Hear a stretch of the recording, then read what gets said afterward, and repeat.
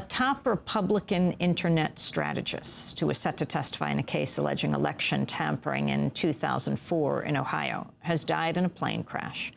Mike Connell was the chief IT consultant to Karl Rove and created websites for the Bush and McCain electoral campaigns. He also set up the official Ohio state election website reporting the 2004 presidential election returns. Connell was reportedly an experienced pilot. He died instantly Friday night when his private plane crashed in a residential neighborhood near Akron, Ohio. Michael Connell was deposed one day before the election this year by attorneys Cliff Arnebeck and Bob Fitrakis about his actions during the 2004 vote count and his access to Karl Rove's email files and how they went missing. Velvet Revolution, a nonprofit investigating Connell's activities, revealed this weekend that Connell had recently said he was afraid George Bush and Dick Cheney would, quote, throw him under the bus. Cliff Arnebeck had also previously alerted Attorney General Michael Mukasey to alleged threats from Karl Rove to Connell if he refused to, quote, take the fall. Well, Mark Crispin Miller joins us now, a professor of media culture and communication at New York University, the author of several books, including Loser Take All, Election Fraud and the Subversion of Democracy, 2000 to 2008, and Fooled Again, How the Right Stole the 2004 election and While They'll Steal the Next One, Too. Mark Crispin Miller joins us now in our Firehouse studio. Welcome to Democracy Now! It's good to be here, Amy. Thank you. All right. Well, we had you on right before the election because that's when Mike Connell was being deposed. This news that came out of his death and plane crash on Friday night, talk about what you understand has happened. Well, I cannot assert with perfect confidence that this was no accident, but I will say that the circumstances are so suspicious and so convenient for Rove and the White House that I think we're obliged to investigate this thing very, very thoroughly. And that means, first of all, taking a close look at some of the stories that were immediately circulated to account for what happened, that it was bad weather. That was the line they used when Wellstone's plane went down. There had been bad weather, but it had passed 2 hours before, and this comes from a woman at the airport information desk in Akron. We're told that his plane was running out of gas, which is a little bit odd for a highly experienced pilot like Connell, but apparently when the plane went down, there was an explosion, a fireball that actually charred and pocked some of the house fronts in the neighborhood.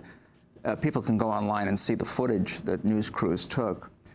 But beyond the dubiousness of the official story, we have to take a close look at, and a serious look at all the charges that Connell was Now, he had asked the Attorney General Mukasey for protective custody because of threats to him and his wife? He reported threats to his lawyer, Cliff Arnebeck. And Arnebeck, also Velvet Revolution, heard from tipsters as well, tipsters who also claimed that Connell's life was at risk. Stephen Spoonemore, the whistleblower who was the one to name Connell in the first place, also had an ear to the inside. He's also very connected. And all these people were saying, Rove is making threats, the White House is very worried about this case. Having heard all this, Arnebeck contacted Mukasey. He contacted Nancy Rogers, who was the Ohio Attorney General, and he wrote a letter to the court telling all of them that this man should be in protective custody. He is an important witness in a RICO case. Please do something to look after him, and they didn't respond to this. So explain what this case is all about and exactly what Mike Connell has been doing over these last years. What does it mean to be Karl Rove's IT guru? Well, the lawyers in the case refer to him as a high IQ Forrest Gump, by which they mean that he seems to have been present at the scene of every dubious election of the last 8 years. We're talking about Florida in 2000. We're talking about Ohio in 2004. We're talking about Alabama in 2002. He seems to have been involved in the theft of Don Siegelman's re-election for governor.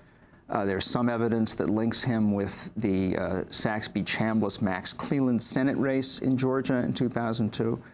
To be Karl Rove's IT guru seems to have meant basically setting it up so that votes could be electronically shaved to the disadvantage of the Democrats and the advantage of the Republicans. What do you mean, electronically shaved? Well, I mean, you've got all these precincts all over Ohio. They're counting up their votes. What does he have to do with this? Well, specifically, there's a computer architecture setup called Man in the Middle, which involves shunting the election returns from, the state in question, in this case, Ohio, shunting them to a separate computer elsewhere.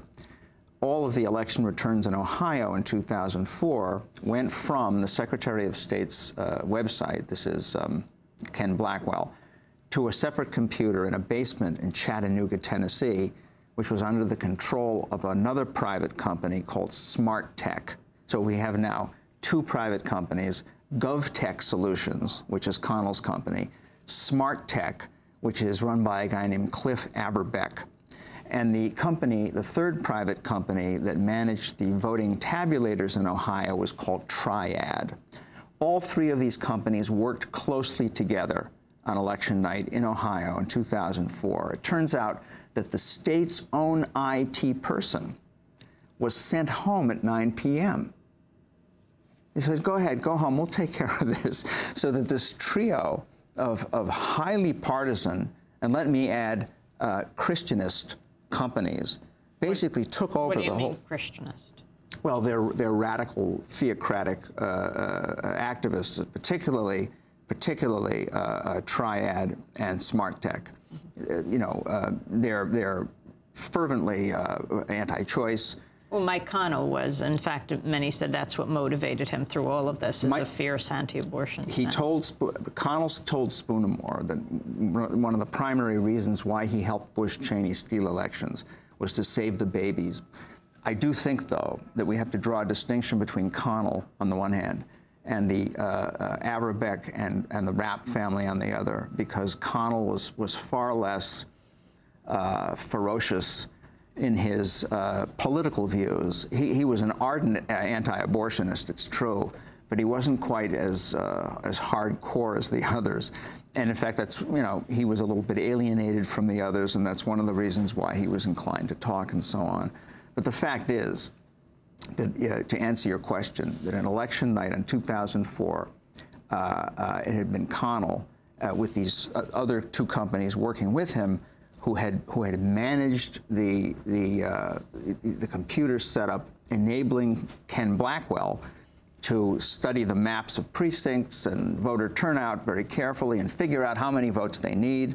By shunting the data to Chattanooga, they kind of slowed down the data stream. Wasn't Karl Rove's email also there in Chattanooga on some of these servers? Yes. The same servers were used to host a whole bunch of highly partisan websites, and also, indeed, Karl Rove's emails were on that server, too. That have gone missing.